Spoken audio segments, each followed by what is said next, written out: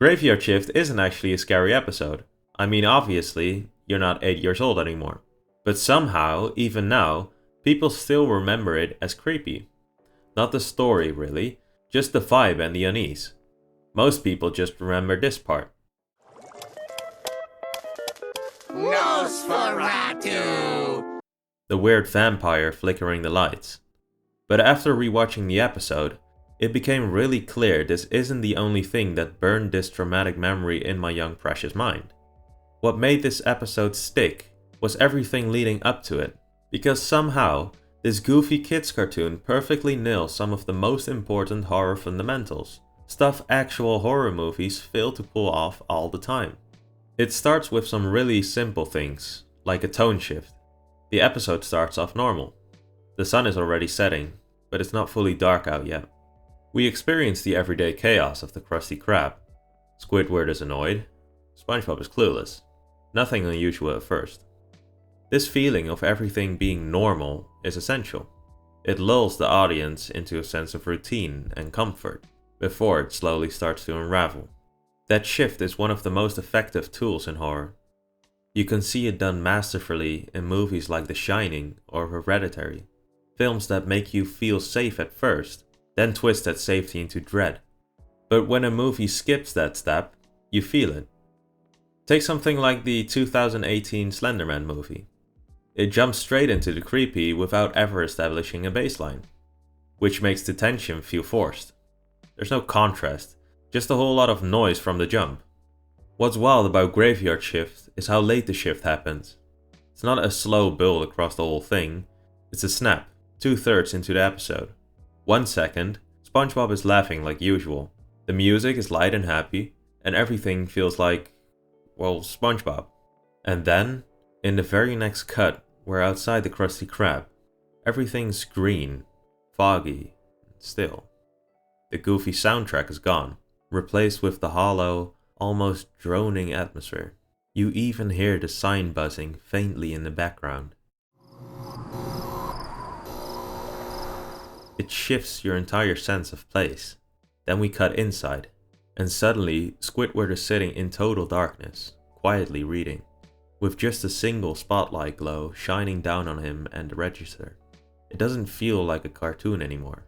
It feels like a stage, like something isn't supposed to be there. That's contrast. And it works, because the episode took its time.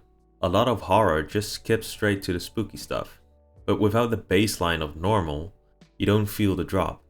To really appreciate how well this all works, we need to rewind a little. Because before the Krusty Krab turned into Silent Hill, the show had already told us exactly what was going to happen. It starts when Squidward decides to mess with SpongeBob. He leans in, drops his voice, and tells this comically creepy story. The hash-slinging slasher? According to Squidward, a fry cook, just like SpongeBob, lost his hand in a tragic spatula accident. Then he got hit by a bus, in the end getting fired at his own funeral. And now, every Tuesday night, he returns to the Krusty Krab with 3 warning signs. First, the lights flicker. Then the phone rings, but no one's there. And finally, he arrives, on the very bus that hit him. Then he crosses the street, walks into the restaurant, and... He gets ya! At this point in the episode, it's played for laughs, until it takes a new meaning later in the episode. This is also a structure found in many effective horror films, whereas subtle foreshadowing in mundane context later re-emerges as terrifying when the tone shifts. The fact that this was done within a children's comedy in such a short time frame speaks not only on the episode's clever writing, but to its subliminal impact on young viewers who didn't realize they were watching a tightly structured horror mini-play.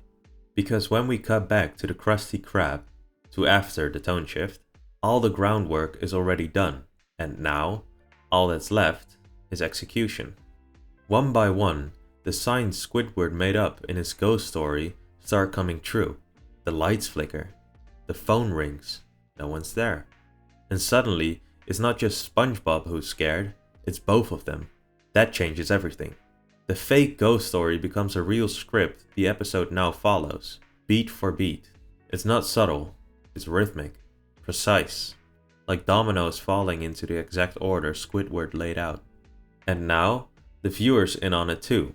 You start anticipating each next step, because the rules have already been given. And this is screenwriting 101, right? Setup and payoff. Such a simple concept, yet so easy to mess up. Now I could rattle off 100 movies that either nail this or completely blow it, but that's not really the point. Because even though the structure here is rock solid, that's not the only reason it's stuck. I mean, an adult watches this episode, they won't get creeped out. So it must be something else, right? How did this guy, Can I have a job application? and this guy, manage to creep out an entire generation? Because when you were 7 or 8, watching this for the first time, you weren't thinking, wow, great narrative structure. You were just kind of sitting there, waiting for the lights to flicker. Kids don't store memories the same way adults do. They don't remember structure, just how an event felt. That's because, as a child, your brain is still wiring itself. Especially the parts that decide what gets remembered, and what gets locked in as something to feel weird about forever. There's this part of the brain called the amygdala. It's basically your brain's emotional alarm system. It scans everything you experience and asks, is this scary? Is this exciting? Do I need to remember this? And in kids, the alarm is turned way up. It doesn't care if you're just watching SpongeBob. If it feels off, it will get flagged.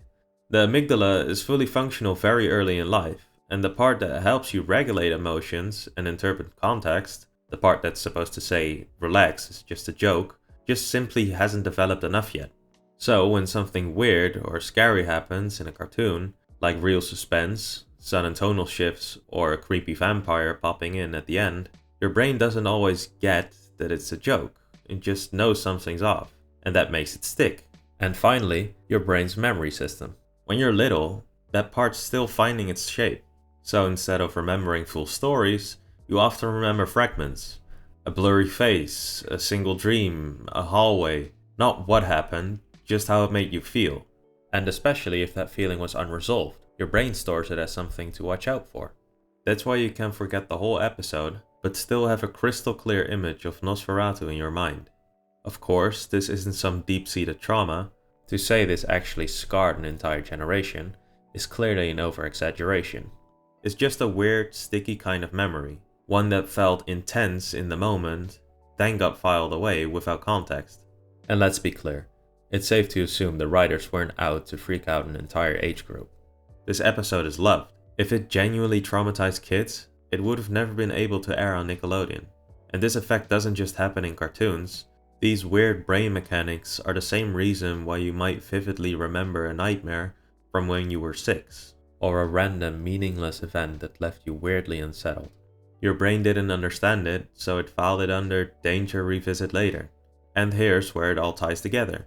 Those emotional spikes didn't happen by accident, they were engineered. The pacing, the slow build, the fake out at the end. It was a horror framework, cleverly disguised as a workplace comedy. Whether or not you knew it at the time, your brain felt it. And in Graveyard Shift, that unease builds for minutes, until it doesn't pay off. Because when the door finally opens, it's just a random guy applying for a job. Fake scare, all resolved. The suspenseful music stops, the lights are back on, we're back to normal. But then, right at the end, you get this. Nosferatu! No build-up, no context, no explanation, just a 100-year-old vampire in a cartoon about fast food. And that is what your brain remembered, the part that didn't make any sense.